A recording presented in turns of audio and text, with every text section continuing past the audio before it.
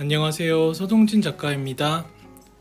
오늘은 성격 유형 검사 MBTI에 대해서 얘기해 보려 하는데요. 저는 예상한 분들도 계시겠지만 INTJ입니다. 정확히는 INTJ-A가 나왔고요.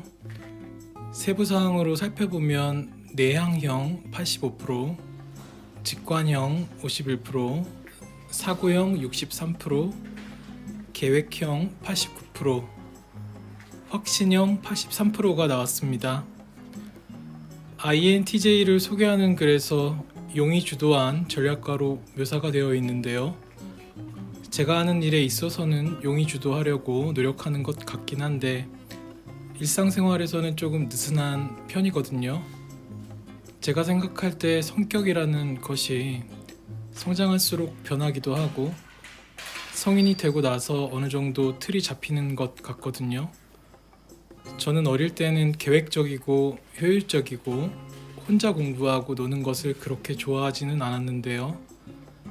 작가라는 꿈이 생기고 나서는 점차 계획적이고 효율적이고 독립된 작업 환경을 추구하게 된 것 같습니다. 혼자 일하는 것이 너무 편하고 혼자 밥을 먹으러 가는 것도 전혀 부담되지 않습니다. 외로움을 타는 편이긴 하지만 그런 감정들의 폭풍을 피하거나 지나가게 하는 방법을 제법 알고 있어서 괜찮은 편입니다. MBTI에 대한 영상들이 많긴 하지만 저는 제 MBTI 말고는 다른 성격 유형에 대해서 그렇게 큰 관심이 가지는 않더라고요. 그나마 조금 흥미가 가는 성향은 ENFP 정도인데요. 이건 저랑 잘 맞고 친한 친구가 ENFP라서 조금 찾아보게 되었고요. 물론 그 친구는 저와는 성격이 너무도 달라서 저는 처음에 그 친구를 만났을 때 뭐 이런 놈이 다 있나 생각을 하면서 관찰하고 호기심 있게 바라봤던 것 같습니다. ENFP 친구랑 어울리다 보면 제가 평소에는 전혀 할 수 없고 생각할 수 없는 일들이 많이 생기게 되어서 재밌기도 했지만 항상 사고를 치고 일을 벌려놔서 제가 뒷수습을 하는 일이 많아서 조금 피곤하긴 합니다. 다시 제 이야기로 돌아와서 저는 그 많은 영상 중에서 개그우먼 강유미 씨의 MBTI 영상을 가장 재밌게 봤고 공감도 많이 했습니다.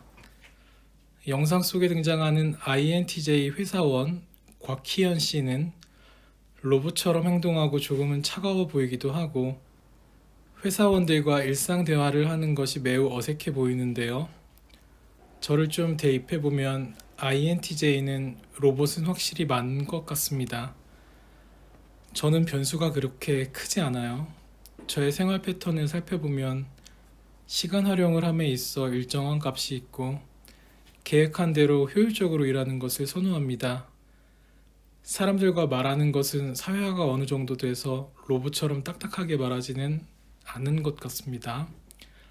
그런데 인간관계를 함에 있어서 타인에 대한 관심이 부족한 것도 사실입니다. 이걸 저 스스로 인지는 하고 있어서 가끔씩 주위 동료들이나 사람들이 뭐 하는지 관심을 가지려고 조금 노력을 하긴 하는데 그럴 때마다 어색하기도 하고 100% 진심은 아닌 것 같다는 생각이 들기도 합니다. 그럴 때 있잖아요. 너 영혼 없이 말할래? 이 말을 간혹 듣곤 했습니다. 그러니까 대화를 하다가 형식적으로 무미건조하게 대답할 때 다른 사람들이 제 태도를 눈치채고 말하는 것이겠죠. 다른 상황으로는 예전 여자친구에게 오빠 안 들려? 심하게는 귀 먹었어? 이 얘기도 몇 번 들었던 것 같습니다. 그런데 이건 조금 핑곗거리가 있는 것이 진짜로 그 친구의 목소리가 작긴 작았습니다. 그래도 제가 제 여자친구에게 온전히 집중을 했다면 어느 정도 알아들을 수는 있었겠지만요. 하지만 저는 그렇게까지 연인의 미묘한 심리 변화와 말투와 행동 등을 세심하게 관찰하고 해석하는 것이 조금 피곤하기도 하고 어렵게 느껴지곤 했습니다. 그래서 제가 연애를 잘 못하나 봐요.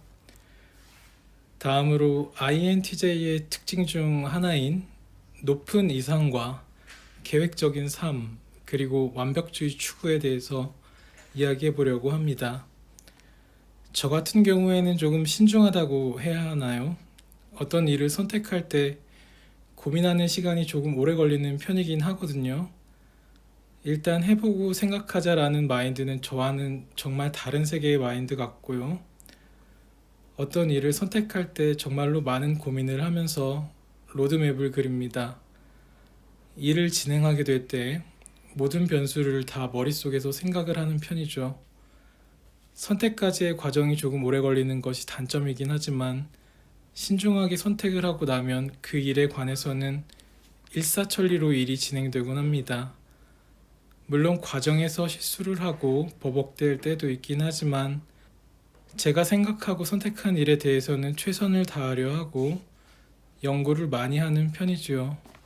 정말로 이상한 일이긴 하지만 이런 제가 미술을 선택한 것이 아이러니하기도 한데요.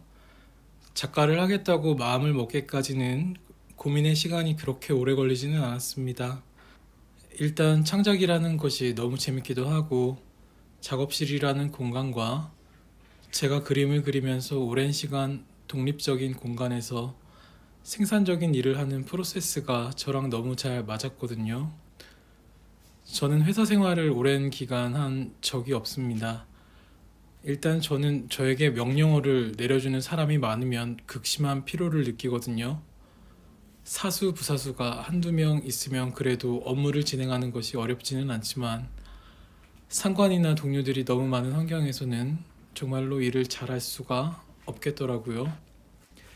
무엇보다 저는 지시를 받고 일을 하는 것보다는 능동적으로 제가 할 일을 만들고 실행하는 것을 조금 선호하는 편이거든요. 그래서 창작을 하고 있는 것이겠죠. 미술이라는 것은 원래 답이 없다고들 말을 많이 하잖아요. 답이 없다는 문장도 정말 최악의 직업이다 또는 정답이 없다 등 여러 갈래로 생각을 할 수도 있겠지만 저는 가능하면 제 스스로 도안을 작성하고 답 또는 결과를 내려고 노력하고 있습니다. 단순히 운으로 미래를 그릴 생각은 없습니다. 그런데 미술을 조금 깊이 들여다보면 미술사의 한 페이지라도 작품과 이름을 알린 예술가들은 공통적인 특징이 있습니다. 바로 다작을 했다는 점인데요. 보통 세계적인 작가들은 살아생전에 4천여 점에서 많게는 5천 점 이상의 작품을 남긴다고들 하죠.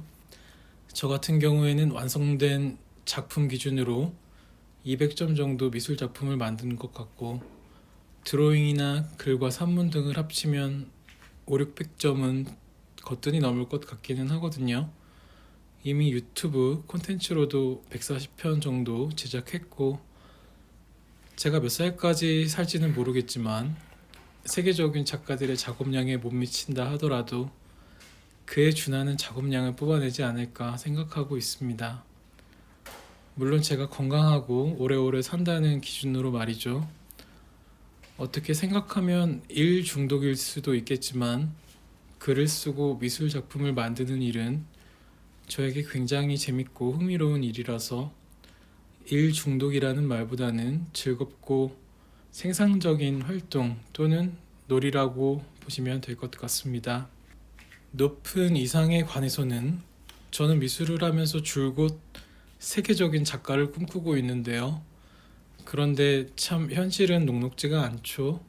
일단 인류가 너무 많기도 하고 재능 있는 예술가 분들도 많고 한국에서는 경쟁도 참 심한 편이잖아요. 미술을 시작하면서 야망을 크게 가지고 이루고 싶어 했던 일들이 많다 보니까 저 스스로에게 그동안 많이 가혹하게 됐거든요. 그러다 보니 스트레스도 많이 받고 미술의 원초적인 재미를 잃어버린 시기도 있었습니다. 저는 알고 있습니다. 제가 어떻게 하면 미술계에서 성공을 하고 인정받는 작가가 되는 방법을. 그런데 그렇게 되기까지의 과정이 매우 고단하고 어렵다는 사실도 알고 있거든요. 그러다 보니 높은 이상만을 추구한다는 것이 참으로 쉽지가 않은 것 같습니다. 지금은 조금 마음을 비우려고 노력하거든요. 그래도 예술가라면 마음 한구석에는 거대한 야망을 가져야 한다고 저는 생각하고 있습니다. 내가 정말로 인류사에 남을 만한 작품을 남겨야겠다는 생각을 늘 하고 있고 실천하려고 노력하고 있는 것 같습니다. 그러다 보니까 자연스럽게 계획적인 삶을 살고 완벽주의를 추구하려고 하는 것 같습니다. 완벽주의 추구는 장점도 많긴 한데 단점도 자연스럽게 존재하거든요. 저는 일단 미술 작품을 볼 때 밀도가 떨어지는 작품을 미술 작품이라고 생각하지를 않습니다. 이런 면에서는 어쩌면 장인 정신을 추구하는 것일 수도 있겠고 불완전함에 대한 혐오의 감정도 존재하는 거겠죠. 한 작품을 미술관이나 전시장에 걸기까지는 수많은 연습과 습작의 과정을 거쳐야 하는 것은 당연한 일일 테지만 시대가 많이 변하다 보니까 요즘에는 관객분들이 밀도보다는 즐거움과 가벼움 또는 개념을 더 좋아하시는 분들도 많으시더라고요. 그래서 제 작품을 보시는 분들 중에는 밀도가 높은 점을 좋아하시는 분들도 계시지만 간혹 이렇게 정교하거나 손이 많이 가는 건축물 같은 작품을 극도로 싫어하시는 분들도 계시긴 합니다. 그렇다고 해서 제가 모든 분들의 취향을 맞춰드릴 수는 없는 것이니까요. 지금 저의 성향에서 좋은 점을 추려서 발전시키는 방향으로 작업을 하고 있긴 합니다. 다음 특징은 INTJ만의 특징이라고 할 수 없겠지만 멀티태스킹을 싫어하고 잘 못합니다. 작품을 만들 때에도 하나를 완성하고 나서야 다음 작품을 제작할 수 있거든요. 실생활에서도 그런 편이고요. 저는 운전을 할 때 처음 가는 곳이나 익숙하지 않은 곳은 내비게이션을 보고 그대로 따라가는 편인데요. 간혹 제 옆자리에 누군가가 앉아서 갑자기 여기에서는 좌회전을 해라, 우회전을 해라 이렇게 지시를 하면 정말로 너무 혼란스럽습니다. 물론 옆에 타신 분들은 조금 더 효율적이고 빠른 길을 안내하고자 저에게 길을 알려주는 것일 수도 있겠지만 저는 그런 상황이 오면 굉장히 짜증도 나고 복잡해지거든요. 일단 인티제의 입장에서 이 상황을 해석해보면 저는 목적지로 가는 정보를 얻는 것은 내비게이션만을 온전히 의지하고 가고 있는 상태입니다. 저희 머릿속에서는 목적지에 도착하고 무엇을 할지 또는 하루의 일정 또는 대화하고 있는 상대에 관해 집중하고 있겠죠. 그러니까 이미 다른 업무를 하고 있는 상태인 겁니다. 그런데 여기에서 갑자기 좌회전과 우회전이라는 명령어가 떨어지게 되면 이 두 가지 순조롭던 상황이 틀어지는 셈입니다. 물론 저는 사회화가 되었기 때문에 탑승자의 조언을 따르기는 하겠지만 속으로는 짜증이 나거나 혼란스러운 상황이겠죠. 이런 성향은 인간관계나 이성과의 연애 같은 상황에서 엄청난 단점으로 다가오기도 했는데요. 저는 항상 연애가 많이 어려웠던 적이 많았습니다. 일과 연애를 동시에 해야 하는 상황도 어렵긴 했지만 연애는 일이 아니잖아요. 인간의 감정이라는 것은 효율성이나 논리적인 전개와는 전혀 별개의 것입니다. 그래서 저는 여자친구에게 집중할 때는 일을 잘 못하게 되고 작업에 집중해야 할 때는 여자친구에게 소원했던 것 같습니다. 그래서 가급적이면 저는 저처럼 본인의 일이 어느 정도 있고 저와 생활 리듬이 비슷한 분을 선호하고 그런 분들을 만나고 싶습니다. 저는 절대 반려견을 키울 만한 성격이 아닙니다. 예전에 일주일 정도 동료의 강아지를 맡아준 적이 있었는데 정말 미치는 줄 알았거든요. 첫날에야 강아지가 귀엽기도 하고 애교도 많고 해서 좋았지만 둘째 날부터는 정말 작업을 못 하겠더라고요. 대소변을 못 가리는 것도 한몫하긴 했지만 잠을 자려고 하면 자꾸 제 옆으로 기어 들어오는 거예요. 그런데 그걸 안고 자자니 제가 잠을 험악하게 자서 강아지를 깔아뭉개면 어떡하나 걱정이 되기도 했고 일단 제가 맡았던 강아지의 눈빛이 너무 부담스럽더라고요. 모든 것을 저에게 집중하고 의지하려는 그런 눈빛. 얘랑 나랑은 만난 지 하루밖에 지나지 않았는데 어떻게 나한테 이렇게 호의적이고 애정어린 눈으로 바라볼 수 있는 것인지 저는 굉장히 무서웠습니다.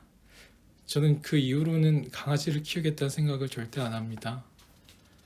자연스럽게 인티제의 가장 큰 단점 중에 하나인 인간관계와 사교성이 부족하다는 점에 대해서 이야기해보자면, 일단 저는 작업실 밖으로 잘 나가지를 않습니다.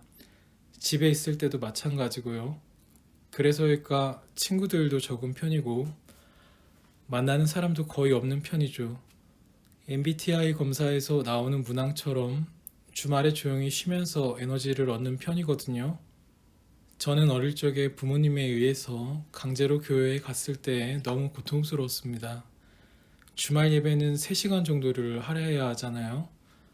그런데 그 시간 동안 너무도 많은 사람들을 만나야 하는 것이 힘겹기도 했고, 또래 친구들과 있다 보면 재밌을 때도 있긴 한데 싸우기도 하고 신경 써야 할 일이 많기도 하잖아요. 저는 지금도 드는 생각이지만 어떻게 그렇게 많은 사람 가운데서 하나님과 대화를 하고 기쁨을 얻는지 모르겠습니다. 교회에서는 죽으면 하늘나라에 가서 행복하게 살 수 있다고 하잖아요. 그런데 저는 정말 죽으면 흙으로 남고 싶거든요. 저는 하늘 또는 사후세계가 있다 하더라도 지금처럼 소규모의 사람들과 지내고 싶고, 사람보다는 광활한 자연과 동물들이 다양했으면 좋겠거든요. 물론 안전한 거처가 있고 대화할 사람들이 조금은 있긴 해야겠죠. 그런데 그 영혼불멸이라는 삶이 과연 행복할까라는 의심이 많이 들긴 합니다. 인티제들은 마블 영화 어벤져스에 나오는 타노스에게 굉장히 많은 공감을 한다고 하잖아요. 저도 그 영화를 보면서 타노스의 의견에 깊은 공감을 했거든요. 지구의 인류가 정말로 너무 많다고 느낍니다. 그렇다고 인류를 죽여서 인구를 반으로 줄이는 행동에 동조를 하는 것은 아니지만, 저는 사람들이 계획 없이 아이를 많이 안 낳았으면 좋겠어요. 마지막으로, 제가 독립적으로 작업하고 혼자 있는 것을 좋아한다고 해서 사람을 싫어하는 것은 아닙니다. 저도 마음 한편으로 새로운 친구를 사귀고 싶고 아름다운 이성과 연애도 하고 싶어 하는 사람입니다. 그러니까 제가 조금 딱딱해 보이더라도 친근하게 다가오셔서 말도 거시고 몇 차례 얼굴을 보면서 대화하다 보면 자연스럽게 좋은 친구로 지내실 수 있을 겁니다. 저 또한 여러분들께 다가가려고 노력을 해보겠습니다. 오늘 영상은 여기까지고요. 저는 다음 영상으로 다시 찾아뵙도록 하겠습니다. 끝까지 시청해주셔서 감사합니다.